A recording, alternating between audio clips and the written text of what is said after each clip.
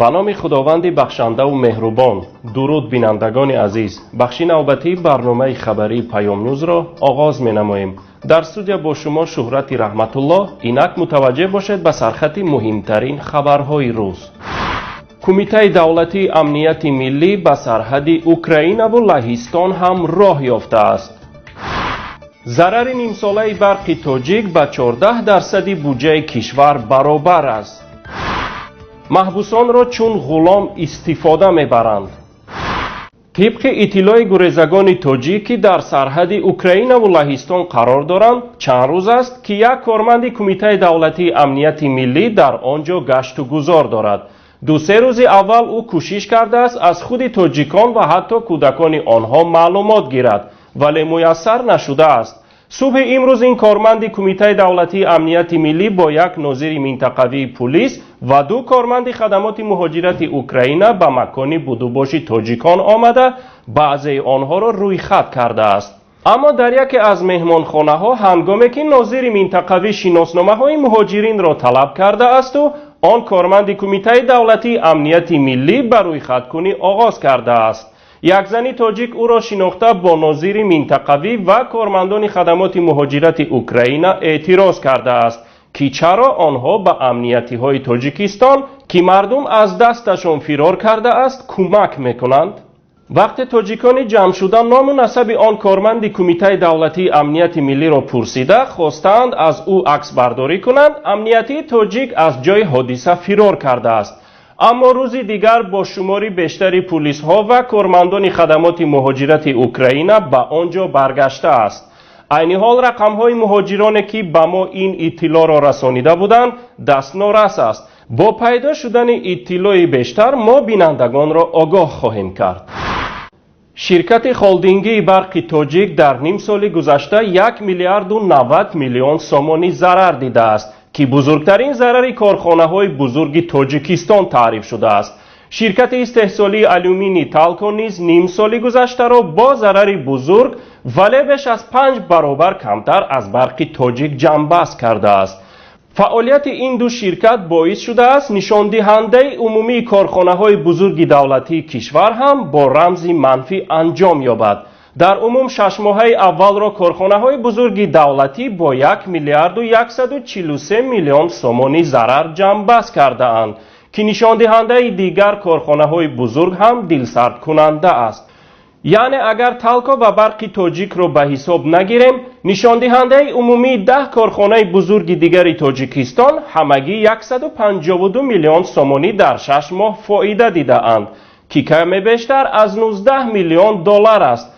برای مثال در همین نیم ساله تنها فرودگاه باریسپول کیف 25 میلیون دلار فایده به دست آورده است. ضرر نیم ساله این دو شرکت بزرگ کشور برابر به 14% بودجه عمومی کشور است. قرض عمومی این دو شرکت فاجعه بارتر است. برق تاجیک 12.1 میلیارد سومانی قرضدار است که قریب 70% بودجه کشور را تشکیل می‌دهد. قرض تالکو البته به مراتب کمتر است، 2 میلیارد و 70 میلیون سومانی، اما 11% بودجه کشور را تشکیل می‌دهد. فیض‌نسا واحدووا حقوقشناس معروف تاجیک در صحیفه فیسبوکیش خبر داده است که در مؤسسه اصلاحی 3 شهر خوجند محبوسان را 12 ساعت کار فرموده یگان درم پرداخت نمی‌کنند.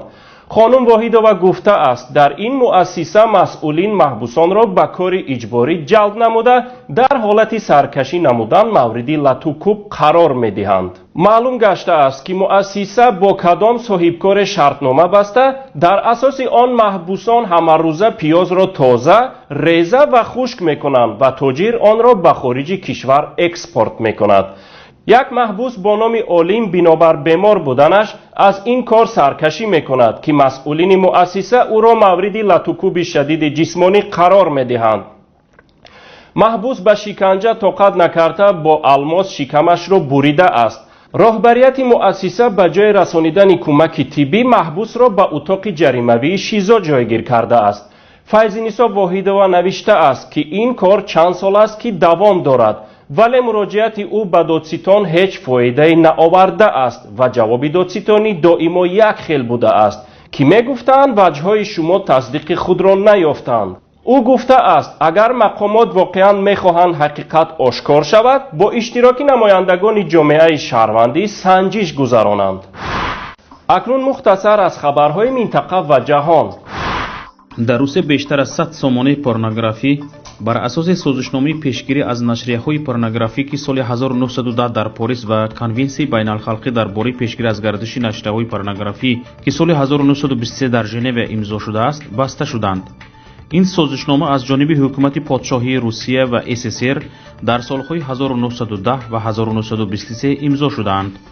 بر اساس این حجت‌ها جمهوری تاتارستان 19 فوریه سال 2015 درباره بستن سامانه‌های پورنوگرافی قرار قبول کرده بود.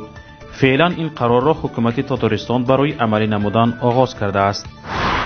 اجرا کننده وظیفه رئیس جمهوری ازبکستان شفقت میرزیویف جزای جنایی در شکل بازداشت را از 1 اپریل سال 2017 برهم داد. بازداشت زمانی صورت میگیرد وقتی محکوم شونده را نمی شود بدون آن از ارتباط با جامعه جدا کرد. سر از اول ماه اپریل سال 2017 بازداشت چون چاره جنایی برهم داده می شود و بجای آن چاره های دیگری الटरनेटिव्ی جاری می شود. همچنین از اول ماه اپریل سال آینده مهلت بازداشت افراد گمانبر به این یا آن جنایت از 72 ساعت تا 48 ساعت کاهش داده می شود. سرمحرر نشریه جمهوریت در ترکیه با اتهام همکاری با فتح الله گلین بازداشت شد. در این باره سامانه رسمی این نشریه خبر می دهد. خبر بازداشت شدن سرمحرر مراد سبونجو و کارمند دیگری این نشریه گیورای آذرا را جمهوریت تصدیق می کند، اما سبب بازداشت آنها تا حال معلوم نیست. سبونجو و آذر بعد جستجوی منزلشان بازداشت شده تا حال مقامات سبب بازداشت آنها را شرح نداده است.